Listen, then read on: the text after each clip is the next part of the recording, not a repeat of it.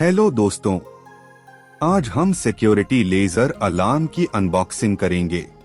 ये हमारा प्रोजेक्ट है जिसमें अंदर एक पीसीबी बोर्ड है। इस बोर्ड में एक buzzer, transistor, LED register, LDR sensor और बैटरी कनेक्टर है और हमें पैकेट में एक लेजर लाइट मिलती है। एक 9 वोल्ट्स की बैटरी भी मिलती है। अब हम बैटरी को कनेक्ट करके एलडीआर सेंसर पर लेजर पॉइंट आउट करेंगे। जैसे ही लेजर का पाथ ब्रेक होगा तब बजर ब्लो करेंगे।